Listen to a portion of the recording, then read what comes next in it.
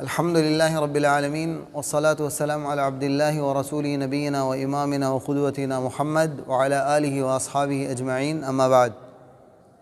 قال الإمام بربهاري رحمه الله في كتاب شرح السنة: والكلام والخصومة والجدال والمراء محدث يقدح الشك في القلب وإن أصاب صاحب الحق والسنة. یہ چوتھا درس ہے آج کا. امام بربہاری کی کتاب شرح السنہ ہم لوگ پڑھ رہے تھے. اس میں مؤلف مسلمانوں کا عقیدہ اور منہج بیان کر رہے ہیں. قدیم زمانے سے صحابہ، تابعین، تبع تابعین، ان زمانے سے چیزیں بیان کی جا رہی آپ کے سامنے. یہ اصول کی حیثیت رکھتی ہیں. اس کا جاننا ہر مسلمان کے لیے ضروری ہے. اور آپ دیکھ رہے ہیں اس کتاب کے اندر بار بار مؤلف ایک لفظ استعمال کرتے ہیں: علم، سیکھو، یقین رکھو، جانو. بار بار بولتے ہیں اور بار بار طالب علم کو دعا دیتے ہیں کہ اللہ تعالیٰ تمہیں اپنے رحمت میں ڈھانپ لے، یعنی تمہیں جنت نصیب کرے. والکلام، آگے کہتے ہیں: والکلام والخصومۃ والجدال والمراء محدث یقدح الشک فی القلب وإن اصاب صاحبہ الحق والسنہ. کلام کے معنی علم کلام. علم کلام صحابہ کے زمانے کے بعد تابعین اور تبع تابعین بعد کے ادوار میں علم کلام داخل ہو گیا، جس کو فلسفی بولتے ہیں، فلسفہ اور منطق. یہ علم کلام مسلمانوں کے یہاں آ گیا. یہ علم کلام مسلمانوں کے یہاں پہلے نہیں تھا. نبی کے صحابہ اور مسلمانوں کے پاس کون سا علم تھا؟ قرآن جو آسمان سے نازل ہو رہا تھا اور حدیث جو آسمان سے نازل ہو رہی تھی، اس کا علم تھا. شریعت کا علم تھا اور پاکیزہ علم تھے. یہ علم کلام یونان سے لیا گیا. یونان میں وہاں کے عبادت گاہوں کے اندر، کلیساؤں کے اندر ان کے علماء نے، عیسائیوں نے رکھ دیا تھا. وہ کتابیں نہیں پڑھی جاتی تھی. ہارون الرشید کا جو بیٹا مامون جب بادشاہ ہوا تو اس نے ان کتابوں کو یونان سے منگایا. جو کتابیں عیسائی پادریوں نے اپنی عبادت گاہوں کے اندر چھپا کر ایسے کونے میں تالا بند کر کے رکھ دیا تھا جہاں تک کوئی عیسائی پہنچ نہ سکے. اور ان کا یہ عقیدہ تھا کہ ان کتابوں کو پڑھنے سے انسان گمراہ ہو جائے گا. وہ کتابیں مامون کے زمانے میں یونان سے منتقل کر کے انہیں منگوایا اور بغداد کے اندر اس نے ایک ادارہ قائم کیا جس کا نام دارالحکمہ رکھا. اس کے اندر وہ یونانی کتاب جو عبرانی زبان میں لکھی گئی تھی یا یونانی زبان میں، اس کو عربی میں منتقل کر دیا. وہی علم فلسفہ اور علم کلام، علم منطق کہلایا. اور مامون نے ایسا کیوں کیا؟ مامون رحمہ اللہ جو ہارون رشید کے بیٹے ہیں، بادشاہ گزرے ہیں، انہوں نے ایسا اس وجہ سے کیا کہ ان کا قریبی ایک بدعتی معتزلہ شخص ہو گیا تھا. بادشاہ کی چاپلوسی کرتے کرتے بادشاہ کا قریبی اور وزیر بن گیا تھا. اس نے بادشاہ کے ذہن کو بدل دیا. بادشاہ اسی لیے مامون اس کی تائید کرنے لگا اور اس کے بعد کے خلیفہ بھی ان کی تائید کرنے لگے. اور اسی وجہ سے اہل سنہ والجماعہ، سلفیوں کو، اہل الحدیث کو زمانے میں بہت مشقتیں اٹھانی پڑی، بہت سزا دی گئی. امام احمد بن حنبل کو قید میں کئی سال تک قید میں رکھا گیا، بہت تکلیفیں دی گئی اس بدعت کے آنے کی وجہ سے. اس بدعت کے آنے کی وجہ سے لوگوں نے قرآن کو مخلوق کہا. قرآن مخلوق نہیں ہے، اللہ کی بات ہے. اللہ کی بات اور اللہ کا کلام ہے. سمجھ رہے ہیں؟ تو وہ عقیدہ جو مامون نے کتابیں منگوا کر بغداد کے اندر بیت الحکمہ یا دارالحکمہ کے اندر ترجمہ کرایا، اب یہ علم عام ہونے لگا مسلمانوں میں. اس علم کا اصل بنیاد جو ہے نا، اس علم کا، علم منطق اور کلام اور فلسفہ کا، عقل ہے. عقل، کسی بھی چیز کو آپ کو سمجھنا ہے عقل کے ذریعے سے سمجھیے. اگر عقل میں آپ کو بات سمجھ میں نہیں آ رہی تو آپ اسے رد کر دیجئے. اسی لیے یہ اس علم سے جو لوگ جڑے وہ قرآن و حدیث کا انکار کرنے لگے. دھیرے دھیرے عقل کے ذریعے سے انکار کرنے لگے. یہ لوگ کیا کہتے ہیں؟ قبر کے اندر عذاب ہوتا ہے، قرآن کہتا ہے، نبی صلی اللہ علیہ وسلم نے کہا. ان لوگوں نے کیا کہا؟ قبر کے اندر ہم نے تو قبر کھود کر دیکھا، مردوں کو دفن کرنے کے بعد کوئی عذاب نہیں ہوتا، کچھ بھی نہیں ہے. انکار کر دیا ان لوگوں نے. کوئی بھی بات جو ان کے عقل میں نہیں آئی اس کو کہہ دیا کہ وہ صحیح نہیں، وہ غلط ہے. اسی لیے جنت جہنم کا انکار کر دیا. جن چیزوں کو نہیں دیکھا ان تمام چیزوں کو ان لوگوں نے انکار کر دیا، اور آخر میں کیا کہ اللہ رب العالمین کا بھی انکار کر دیا۔ اسی لیے معتزلہ سب سے خطرناک فرقہ ہے، اور ان سب کا آغاز کہاں سے ہوا ہے؟ ان فرقوں کا علم کلام سے ہوا ہے، علم منطق سے ہوا۔ ان علم کی بنیاد، اسی لیے مؤلف کیا کہہ رہے ہیں، میں نے اتنی شرح آپ کے سامنے کیوں کی، آپ سمجھو گے نہیں کلام کا معنی۔ عربی میں صرف کلام کہا جاتا ہے بات کو، آپ اردو میں جانتے ہیں ہم کلام ہونا یعنی بات کرنا آپس میں، لیکن یہ کلام یہاں پر جو لکھ رہے ہیں مؤلف، اس معنی کو سمجھنا ضروری ہے۔ کلام اور خصومہ، خصومہ کے معنی دوسرا لفظ استعمال کیا، خصومہ یعنی جھگڑا کرنا، والجدال اور آپس میں ایک دوسرے سے تکرار کرنا۔ ایک آدمی علمی بات پیش کر رہا، وہ کہہ رہا میری بات صحیح ہے، میں کہہ رہا میری بات صحیح ہے، یہ کہے لڑنا، والمراء آپس میں ایک دوسرے سے وہی معنی ہے جھگڑنا، مانے باتوں کے ذریعے سے بحث و مباحثہ کرنا، کہ دین کے اندر، دین کی چیزوں میں، باتوں میں، عقیدے کے اندر بحث کرنا کہ نہیں اللہ رب العالمین عرش پر ہے، نہیں ہے، اللہ رب العالمین سنتا ہے، نہیں سنتا ہے۔ تو دین عقیدے کی بات، قیامت ہوگی یا نہیں ہوگی، ان چیزوں میں بحث و مباحثہ اور مناظرہ نہیں ہے۔ دین کے معاملے میں بحث جدال کرنے سے منع کیا گیا ہے۔ دین کس کا نام ہے؟ تسلیم کا نام ہے، یعنی قبول کر لینے کا نام ہے۔ جو بھی اللہ رب العالمین کی جانب سے انسان کو ملے، قرآن میں آ گیا بس اسے مان لینا ہے، حدیث میں آ گیا مان لینا ہے۔ بات سمجھ میں نہیں آ رہی ہے اگر کسی کو کسی مسئلے میں، تو صحابہ کرام کے بارے میں پڑھے، کہ صحابہ یا علماء سے جا کر پوچھے صحابہ کرام اس مسئلے میں کیا کہتے ہیں۔ اگر اس مسئلے میں صحابہ خاموش ہے تو خاموش رہ جائیں۔ صحابہ کا عقیدہ کیا تھا؟ قرآن جن باتوں کو کہہ رہا ہے ان باتوں کو قبول کرنا ہے، جو نبی صلی اللہ علیہ وسلم کی تعلیمات تھی اسے قبول کرنا ہے۔ کہا والکلام والخصومۃ والجدال والمراء محدث، کلام، علم کلام یعنی عقل کو استعمال کرنا، یا جدال جھگڑنا، بحث و مباحثہ کرنا، تکرار کرنا دین کے اندر محدث، بدعت ہے، بدعت ہے۔ یقدح الشک فی القلب، جو انسان دین کے معاملے میں بحث کرتا ہے، مناظرہ کرتا ہے، اس کے دل میں شک پیدا ہو جاتا ہے۔ شک، آپ یہ نہیں کہنا کہ ہم 8 رکعت پڑھ رہے ہیں، وہ 20 رکعت پڑھ رہے ہیں، چلو مناظرہ کریں گے، چلو وہ رفعین کرتا ہے، یہ رفعین نہیں کرتا، وہ بولتا ہے اللہ عرش پر، ہم بولتے ہیں اللہ عرش پر ہے، وہ بولتے ہیں عرش پر نہیں ہے۔ بہت سارے مسائل کو لے کے آ جائیں گے اور کہیں گے، آپ سے کوئی کہہ رہا ہے کہ چلو بحث و مباحثہ کریں گے، تو آپ کبھی بھی نہیں جانا۔ بحث و مباحثہ دین میں بری چیز ہے، محدث ہے، بدعت ہے۔ بحث و مباحثہ دین کا نام بس یہ تحقیق کرنا کہ حدیث صحیح ہے یا نہیں، یہ تحقیق کرنا کہ صحابہ نے، علماء نے کیا معنی بیان کیا ہے۔ اسی لیے بحث و مباحثہ دین کے اندر ممنوع ہے، الا ہے کہ انسان مضطر، مجبور ہو جائے، اور مجبوری کا الگ حکم ہوتا ہے، آپ جانتے ہیں۔ وَإِنْ أَصَابَ صَاحِبُ الْحَقَّ وَالسُّنَّةِ، اگرچہ اگر کسی مسئلے میں آپ صحیح ہو تب بھی آپ کو بحث و مباحثہ نہیں کرنا ہے، خاص کر باطل پرستوں کے ساتھ، بدعتیوں کے ساتھ۔ جیسے آپ 8 رکعت نماز پڑھتے ہو تراویح کی، اور بالکل صحیح حدیث ہے، اس میں کوئی ڈاؤٹ نہیں ہے، آپ حق پہ ہو، اور جو سامنے والا 20 رکعت کی بات کرتا وہ باطل پہ، پھر بھی وہ بحث و مباحثہ کے لیے کہے ہمارے عالم سے آ کے بات کر لو، بحث و مباحثہ کر لو، تم اپنے عالم کو بلا لو، تو نہیں کرنا ہے۔ اس سے بزدلی نہیں ہے، یہ ہمیں دین کی تعلیم دی گئی ہے۔ بحث و مباحثہ کرنے سے دل میں شک پیدا ہو جاتا ہے۔ اللہ کے نبی صلی اللہ علیہ وسلم نے جو کر دیا ہمیں دلیل میں ہم نے قبول کر لیا، جو نہیں مان رہا اسے کیا کرنا ہے؟ بھائی یہ حدیث ہے، دیکھ لو، صحیح حدیث ہے، آپ کو قبول کرنا ہے قبول کرو، نہیں کرنا ہے مت کرو، لیکن وعید، اللہ رب العالمین کی وعید کی آیتیں ہیں، سن لو۔ آگے مؤلف رحمہ اللہ فرماتے ہیں وَعَلَمْ رحمك اللہ ان الکلام فی الرب محدث وهو بدعة وضلالہ۔ یہ بھی مسلمانوں کو جاننا چاہیے، طالب علم کو یاد رکھنا چاہیے اچھی طرح سے، کہ اللہ تعالیٰ کی ذات کے بارے میں کلام کرنا بدعت ہے۔ کیا کلام کرنا بدعت ہے؟ جس کی دلیل نہیں آئی ہے، جس کی تفصیل نہیں آئی ہے۔ اللہ تعالیٰ زندہ ہے، سب کو معلوم ہے۔ اللہ رب العالمین سوتا نہیں ہے، سب کو معلوم ہے۔ اللہ کھاتا پیتا نہیں، اللہ کو کبھی تھکاوٹ نہیں ہوتی، اللہ رب العالمین کو۔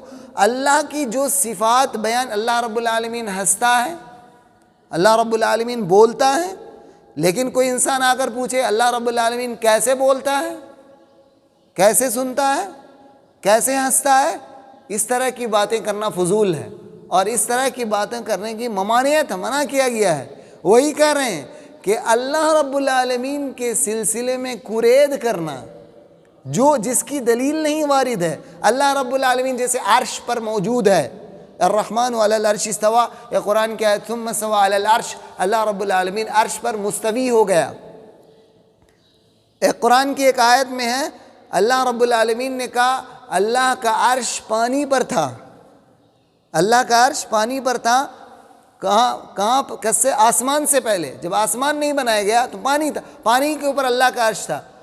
کسی کو سوال یہ نہیں کرنے کا حق ہے کہ جب اللہ رب العالمین کا عرش پانی پر تھا آسمان سے پہلے، تو پانی سے پہلے اللہ رب العالمین کا عرش کہاں تھا؟ یہ سوال کرنا بدعت ہے، یہ سوال کرنا غلط ہے. اللہ رب العالمین کی صفات جو ہے، صفات کے معنی اللہ تعالیٰ کو ہم لوگ پہچان رہے ہیں. کیسے پہچان رہے ہیں؟ قرآن اور حدیث کے ذریعے سے کیسے اللہ رب العالمین کے بارے میں بتایا گیا. اللہ رب العالمین کو کیسے ہم پہچانتے ہیں؟ اللہ کی مخلوقات کو دیکھ کر، بڑی بڑی مخلوق کو دیکھتے ہیں، آسمان کو دیکھتے ہیں، بڑے بڑے پہاڑ کو دیکھتے ہیں، سورج کو دیکھ رہے ہیں، دن اور رات، سردی گرمی، یہ سارے موسم کو دیکھتے ہیں. تو ہم کو لگتا ہے کہ اس کا چلانے والا ایک ذات ہے جو اللہ رب العالمین ہے. یہ ہو گیا اللہ کو اللہ کے مخلوق سے پہچاننا. اور اللہ رب العالمین کو پہچاننے کے لیے اللہ تعالیٰ دنیا میں نہیں آئے گا، اسی لیے ایمان رکھا. ایمان کس کو نام؟ ایمان بالغیب کو ایمان کہا جاتا ہے. اللہ رب العالمین پر ایمان رکھتے ہیں. کیسے رکھتے ہیں؟ ایمان بالغیب ہے. اللہ رب العالمین غیب ہے، ہمارے سامنے موجود نہیں ہے. اللہ اسی غیب پر ایمان لانا ہے. تو اللہ رب العالمین، اسی لیے تو آزمائش ہے، اسی لیے تو امتحان ہے. ورنہ اگر اللہ رب العالمین دنیا میں آ کر کہتا میں رب ہوں، ہر کوئی مان لیتا، کافر مسلمان ہر کوئی مان لیتا. اللہ رب العالمین جب دنیا میں نہیں آیا اور اللہ رب العالمین نے اپنی نشانیاں بھیج دی، اپنے رسول اور پیغمبر کو بھیجا، اپنی کتابوں کو بھیجا، تعلیمات کو بھیجا، اپنی مخلوقات کو، بڑی بڑی مخلوقات کو بنا دیا، دیکھ دیا. انسانوں کو ایسی عقل دیا کہ نئی نئی چیزیں انہوں نے اختراع کر لی، ایجاد کر لی. ان تمام چیزوں کے ذریعے سے انسان کے عقل کو اللہ تعالیٰ ٹٹول رہا کہ جب دیکھو یہ چیزیں بن رہی ہے، یہ چیزیں بن رہی، ایک چیز پیدا ہو رہی، اس کے بعد وہ ختم ہو جا رہی. وہ چیزیں اتنی بڑی بڑی چیزیں ہوتی ہے، پھر سسٹم چینج ہو جاتا ہے، پھر صحیح ہونے لگتا ہے، پھر گڑبڑ ہونے لگتا ہے. معاملہ اتار چڑھاؤ نظام کے اندر آ رہا. تو اس سے تم سمجھنا اس کا کوئی کرنے والا ہے. اور اس کے کرنے کے جب آپ سمجھنے کی کوشش کرو گے تب دلیل ڈھونڈو گے. دلیل ڈھونڈو گے تو تمام مذاہب کے پاس جاؤ گے. جب تمام مذاہب کے پاس جاؤ گے تو آپ کو ایک مذہب صحیح مل جائے گا اور وہ مذہب اسلام ہوگا. پھر اللہ رب العالمین نے تو یہ اپنی دلیل دی اور اپنے آپ کو سمجھانے کے لیے اس دین کے اندر، اپنی شریعت کے اندر اپنی صفات کو بیان کیا کیسا ہے. بس اللہ رب العالمین اپنی شکل، صورت، جسم ہے یا نہیں یہ نہیں کہہ سکتے ہیں. اللہ رب العالمین کا جسم ہے یا نہیں یہ نہیں کہہ سکتے. لیکن اللہ رب العالمین نے اپنی حیات کو چند چیزیں بیان کی ہے، چند چیزوں کو بیان کر دیا اللہ ایسا، اور باقی چیزیں مخفی رکھی ہے. اور اس لیے مخفی رکھی ہے کہ جنت میں اللہ رب العالمین مسلمانوں کو، اور جو دنیا میں اس پہ ایمان رکھتا تھا اسے اپنا دیدار کرائے گا. کافروں کا اللہ رب العالمین دیدار نہیں کرائے گا. اللہ رب العالمین بہت خوبصورت ہے، اللہ کے اندر کوئی عیب نہیں ہے. تو جو صفات اللہ رب العالمین نے اپنی ذات کے تعلق سے بیان کر دیا اسے مان لینا ہے. اور جو بیان نہیں کیا ہے اللہ رب العالمین نے، تو اہل کلام متکلمین کی طرح، بدعتی فرقوں کی طرح بات نہیں کرنا کہ اللہ رب العالمین اگر نہیں کھاتا ہے تو کیسے زندہ ہے. اللہ رب العالمین کو کسی چیز کی ضرورت نہیں ہے تو عرش کے اوپر کرسی کیوں، کرسی پر اللہ کیوں ہے؟ اللہ کو کسی چیز کی ضرورت نہیں ہے. آپ یہ بھی جان لو اللہ رب العالمین کہاں ہے؟ ساتوں آسمان کے اوپر ہے. ساتوں آسمان کے اوپر سے اللہ تعالیٰ ساتوں آسمان کو سہارا دیا ہوا ہے. جس کرسی پر اللہ ہے ہم کو کرسی سہارا دیتی ہے نا. یہ کرسی ہم بیٹھے ہیں، ہم کرسی کو تو پکڑے ہوئے نہیں ہیں، کرسی ہمیں سنبھال کر رکھی. لیکن اللہ جس کرسی پر ہے بیٹھا نہیں ہے. اللہ جس کرسی پر مستوی ہے وہ کرسی کو اللہ تھاما ہوا ہے. اور اس کرسی کے نیچے کیا ہے؟ ساتوں آسمان اور ساتوں زمین ہے. اور ساتوں آسمان اور ساتوں زمین کو اللہ تھاما ہوا. تو اللہ کی ذات کتنی عظیم ہے. کیسے یہ نہیں بولنا، کیسے منع ہے؟ کیونکہ یہ انسان کی عقل وہاں تک نہیں پہنچ سکتی. انسان کو اللہ تعالیٰ ایک لیمٹ پیدا کیا ہے. انسان کی عقل، ہر چیز لیمٹ ہے. آج سائنس کا زمانہ ہے، ہر کوئی جانتا ہے انسان کی آنکھیں ایک محدود دوری تک دیکھ سکتی ہے، مسافت تک دیکھ سکتی ہے، اس کے آگے انسان کی آنکھیں نہیں سن سکتی. انسان کی کان ایک محدود دوری تک آواز کو سن سکتی ہے، انسان کی ناک ایک محدود دوری تک چیزوں کو سونگھ سکتی ہے، انسان ایک محدود دور تک بول کر اپنی آواز کو پہنچا سکتا ہے۔ تو انسان کی ساری چیزیں محدود ہوتی ہے، عقل بھی محدود ہوتی ہے، اسی لیے اللہ رب العالمین نے اپنی تفصیل کو بہت زیادہ بیان نہیں کیا، کیونکہ انسان اس کو سمجھ نہیں سکتا، اور اس کو مخفی رکھا تاکہ قیامت کے دن اسے سمجھا جائے گا۔ تو مؤلف رحمہ اللہ کہتے ہیں جان لو اللہ تعالیٰ تم پر رحم نازل کرے طالب علموں پر کہ اللہ کے بارے میں کلام کرنا فضول، لا یعنی سوال کرنا اللہ رب العالمین کے تعلق سے جس کی صراحت موجود نہیں ہے، کیفیت پوچھنا، کیسے کیسے کر کے سوال کرنا اللہ کے بارے میں نا، یہ غلط ہے۔ اللہ کیسے ہوگا، کیسے ہوگا، کیسے یہ ہوگی اللہ رب العالمین کے ساتھ فلاں ہے، تو یہ پوچھنا بدعت ہے، وہو بدعۃ وضلالہ، اور یہ بدعت گمراہی ہے، اور گمراہی جہنم کی طرف لے جاتی ہے۔ وَلَا يُتَكَلَّمُ فِي الرَّبِّ إِلَّا بِمَا وَصَفَ بِهِ نَفْسَهُ فِي الْقُرْآنِ وَمَا بَيَّنَ رَسُولُ اللَّهِ صلی اللہ علیہ وسلم لِأَصْحَابِهِ وَهُوَ جَلَّ ثَنَاؤُهُ وَاحِدٌ۔ دیکھیے یہاں بہت ہی پیارا قاعدہ دیا ہے، اصول اللہ مؤلف رحمہ اللہ نے اصول سکھایا ہے۔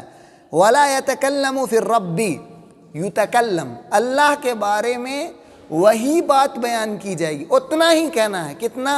بما وصف به نفسه فی القرآن، اللہ تعالیٰ نے اپنی تعریف میں، اپنے تعارف میں قرآن میں جتنی باتیں بیان کیا ہے ہم کو اتنا ہی بولنا ہے۔ کتنا کہہ سکتے ہیں؟ جتنا اللہ رب العالمین نے قرآن میں اپنے تعارف کے لیے جو باتیں اپنی تعریف میں بیان کی ہے۔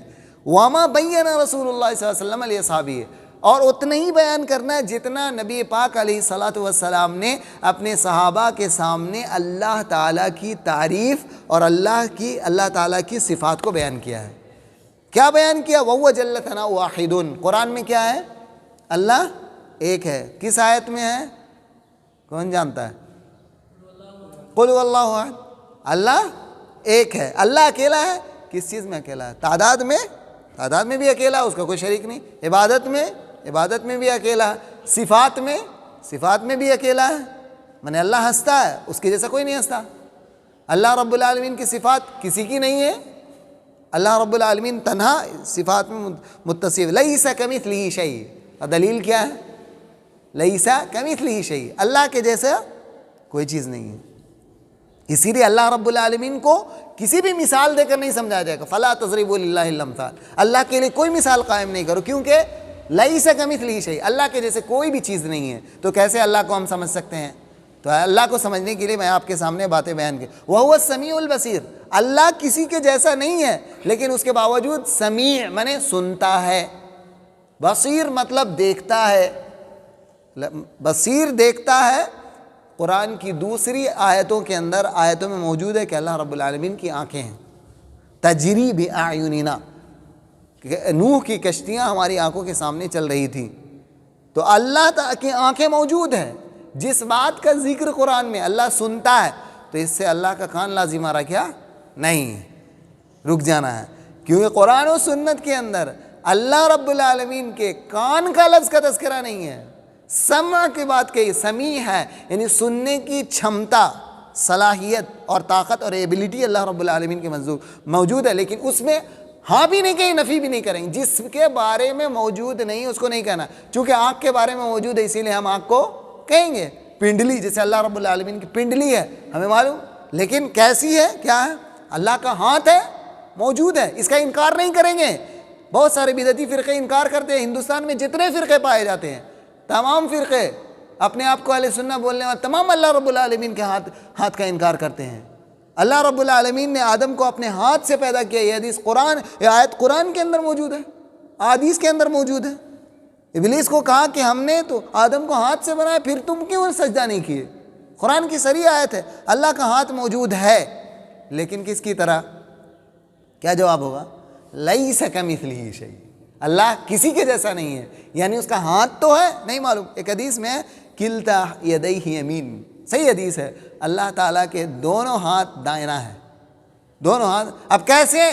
اب ہم لوگ اپنے حساب سے سوچنے لگیں گے تو غلطی میں چلے جائیں گے۔ ہمارا دائنا یہ ہے، بایاں یہ ہے، ہم اس اعتبار سے نہیں سوچیں گے ورنہ گڑبڑ ہو جائے گا۔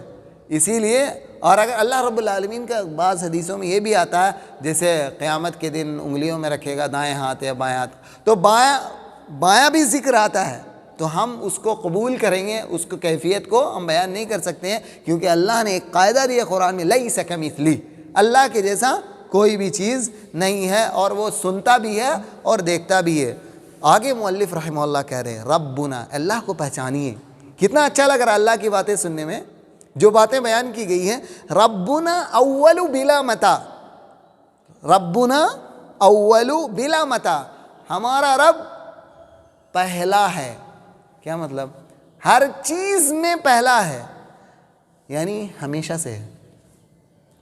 بلا متا، اس کا آغاز کبھی نہیں ہوا۔ کیا مطلب؟ اللہ ہمیشہ سے ہے، اس کو کبھی نہیں تھا نہیں۔ کان اللہ ولم یکن شیء، اللہ موجود تھا، اس سے پہلے کوئی چیز نہیں ہے۔ آگے مؤلف کہہ رہے وآخر بلا منتہا، اللہ ہمیشہ رہے گا آخر تک، اس کی کوئی انتہا نہیں ہے۔ اینڈ اللہ، ابتدا معلوم نہیں کہاں سے اسٹارٹ ہے، اور انتہا معلوم نہیں۔ اسی لیے تو اللہ کو کہا تھا اللہ اکبر، جب نماز میں کہتے ہو اللہ اکبر، اللہ ہر چیز سے بڑا ہے، ہر اعتبار سے، ذات کے اعتبار سے، علم کی طاقت، قدرت، عزت، دولت، حکومت، سلطنت، ہر اعتبار سے اللہ رب العالمین سب سے بڑا ہے۔ اسی لیے کہ اللہ سب سے پہلے ہے، اس کی کوئی ابتدا نہیں ہے۔ اللہ سب سے آخر ہے، اس کی کوئی انتہا نہیں ہے۔ مخلوق اس سے آگے نہیں جا سکتی، اور جتنے بھی پیچھے چلے جائیں گے آپ، دنیا کا بیک اگر آپ چلے جائیں تو پہلے دنیا نہیں تھی، بعد میں اللہ رب اللہ نے بیک جاتے جاتے جاتے آپ جہاں بھی پہنچ جائیں وہاں اللہ ہے۔ مخلوق نہیں ہوگی لیکن اللہ ہوگا، اور آگے جاتے جاتے جاتے زمانہ گزرتے گزرتے آپ جہاں، آپ کے خیالات جہاں تک بھی پہنچ جائیں وہاں مخلوق ختم ہو جائے گی لیکن اللہ ختم نہیں ہوگا۔ یہی تو ہمارے رب کی تعریف ہے، سبحان اللہ۔ یعلم السر واخفا، ہمارا رب جانتا ہے۔ اور نبی صلی اللہ علیہ وسلم نے اول کی تعریف نبی صلی اللہ علیہ وسلم نے دعا میں سکھلائی ہے، اچھی دعا ہے۔ ایک دعا ہے کہ انسان فقر سے پناہ مانگے۔ اللہ کے نبی صلی اللہ علیہ وسلم نے کہا اللہم انت الاول، اے اللہ تو اول ہے، فلیس قبلک شیء، اے اللہ تجھ سے پہلے کوئی چیز نہیں ہے۔ وانت الآخر، اے اللہ تو آخر ہے، فلیس بعدک شیء، تیرے بعد کچھ نہیں ہے۔ وانت الظاہر، اے اللہ تو ظاہر ہے، فلیس فوقک شیء، یعنی تو بلند ہے، تیرے اوپر کوئی چیز نہیں ہے۔ وانت الباطن فلیس دونک شیء، اور اے اللہ تو باطن ہے، تجھ سے چھپی ہوئی، تیرے پہنچ سے دور کوئی چیز نہیں ہے۔ کیا معنی؟ یہ لفظ کا معنی سمجھیں گے۔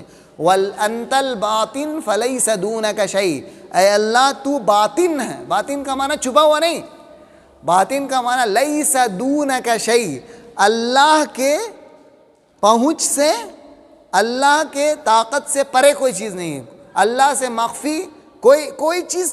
جیسے ایک مثال کے دے رہا ہوں آپ کے سامنے، ایک چیز بہت بڑی ہو جا رہی، بہت بڑی، تو اللہ تعالیٰ اسے پکڑ سکتا ہے یا نہیں؟ اللہ اس کو گرفت کر سکتا ہے کہ نہیں؟ بہت بڑی ہوتے ہوتے ساتوں زمین ساتوں آسمان ہو، اگر اس سے بڑی مخلوق رہتی تو اللہ رب العالمین ان سب پر قادر رہتا ہے یا نہیں رہتا؟ اگر اس کے بالفرض اس کا الٹی مثال لیجئے، ایک الٹا مثال دے رہا ہوں آپ کے سامنے، ایک چیز چھوٹی ہوتی جا رہی، چھوٹی ہوتی جا رہی، چھوٹی ہوتی ہے، چوٹی سے چوٹی سے اور بھی چھوٹا، آپ کوئی لوہا لے لے، دھات، ایٹم ہو جائے، ایٹم کتنا چھوٹا ہوتا ہے؟ ایک ذرے کا لاکھوں لاکھ ٹکڑا کیا جائے تو ایٹم ہوتا ہے۔ اگر ایٹم اس سے بھی چھوٹا ہو جائے تو اللہ کی پہنچ سے نکل جائے گا کیا؟ وہی کہا لیس دونک شیء، اللہ کے پہنچ سے کوئی چیز نہیں ہے۔ یہی جان لے کہ زمین کے نیچے تہ میں چلی جائے کوئی جائے اور چھپ جائے تو اللہ کو معلوم ہے یا نہیں؟ اللہ کو معلوم ہے، اللہ رب العالمین جانے گا۔ یہ اللہ کی تعریف ہے، یہ ہمارا رب اتنا عظیم ہے، تو ہم کو کس سے مانگنا چاہیے؟ جو اتنا قادر ہے اس سے مانگنا چاہیے، یا ابو امی سے؟ ہے ابو امی سے بھی مانگ سکتے ہیں، لیکن ابو امی سے مانگنے سے پہلے اللہ سے مانگنا چاہیے، کیونکہ اب کبھی ابو امی منع بھی کر دیں گے کہ نہیں یہ نہیں دوں گا، لیکن اللہ سے مانگو تو اللہ منع نہیں کرتا، اللہ آپ کے فائدے کی ساری چیزوں کو عطا کرتا ہے۔ یا مؤلف رحمہ اللہ کہہ رہے یعلم السر واخفا، اللہ جانتا ہے کس کو؟ سر مطلب پوشیدہ چیز، مخفی چیز۔ یہ بھی مثال دیا نا میں نے، زمین کے نیچے چھپی ہوئی چیزوں کو اللہ تعالیٰ جانتا ہے۔ یہ پلر ہے، اس پلر کے اندر کتنا سیمنٹ لگا, کتنا پانی سوکھا, کتنا ریت ہوگا, سب جانتا ہے. ارے چھوڑ دیجیے, ایک انگلی لیجیے, آپ کی انگلی لیجیے, اس انگلی میں ناخن ہے, اس ناخن کی چیز نیچے کتنا خون ہے, کتنا پمپنگ کر رہا ہے آپ کا بلڈ, اس کے نیچے ایک سیکنڈ میں کتنی مرتبہ پمپنگ کرتا ہے, اور کیا کیا عمل کر رہا ہے, سب اللہ رب العالمین جانتا ہے مخفی چیزوں کو. تو انسان جب گناہ کرے چھپ کر, کوئی انسان چوری کر لیتا ہے, کوئی انسان خیانت کرتا ہے, کوئی انسان اور کوئی برائی چھپ کر کرتا ہے, تو اللہ رب العالمین, یاد رکھنا چاہیے کہ اللہ رب العالمین جان رہا ہے. الم یعلم ان اللہ یرا, تمہیں نہیں معلوم, نہیں جانتا کہ اللہ تعالیٰ دیکھ رہا ہے, اللہ دیکھ رہا ہے. جو بھی غلط کام کرے انسان کو یہ رکھنا چاہیے. یعلم السر, ہر پوشیدہ چیز, واخفا, چھپی ہوئی ساری چیزوں کو جانتا ہے. وعلی عرشہ مستوی, اور اللہ تعالیٰ اپنے عرش پر مستوی ہے. ابھی عرش کی بات آ گئی, آپ نے سنا عرش کہاں پر ہے؟ ساتوں آسمان کے اوپر ہے. ساتوں آسمان کے اوپر اللہ کا عرش ہے. عرش کے نیچے جنت ہے. کہاں ہے؟ عرش کے نیچے جنت الفردوس. ساری جنتیں عرش کے نیچے, اس کے بعد آسمان ہوتی. تو انسان مرتا ہے کہاں جاتا ہے؟ آسمان میں جاتا ہے. مومن کی روحیں آسمان چلی جاتی ہے, لیکن کافر کی روحیں آسمان کے دروازے نہیں کھولے جاتے ہیں, تو اسے جہنم میں پہنچایا جاتا ہے. کہ وعلی عرشہ استویٰ, اللہ رب العالمین عرش پر مستوی ہے. وعلمہ بکل مکان, اللہ کا علم کہاں ہے؟ ہر جگہ ہے. ہر جگہ اللہ کا علم ہے. کیا مطلب؟ کسی بھی جگہ پر کوئی بھی کام ہو رہا ہے, نہیں ہو رہا ہے, کوئی چیز ہے نہیں ہے, سب کچھ اللہ رب العالمین جانتا ہے. وعلمہ فی کل مکان. قرآن کی آیت ہے وَهُوَ مَعَكُمْ أَيْنَمَا كُنْتُمْ. یہ بدعتی لوگ جو ہوتے ہیں, جو اللہ رب العالمین کا عرش میں ہونے پر, عرش پر ہونے کا انکار کرتے ہیں, وہ لوگ کہتے ہیں کہ اللہ تعالیٰ کہہ رہا ہے وہ تو ہر جگہ ہے. وَهُوَ مَعَكُمْ, ہر جگہ کی کوئی حدیث نہیں, یہ آیت سے کہتے ہیں وَهُوَ مَعَكُمْ, اللہ تمہارے ساتھ ہے. أَيْنَمَا كُنْتُمْ, تم جہاں بھی ہو, جہاں کہیں بھی ہو اللہ تمہارے ساتھ ہے. کیا معنی ہوگا اس کا؟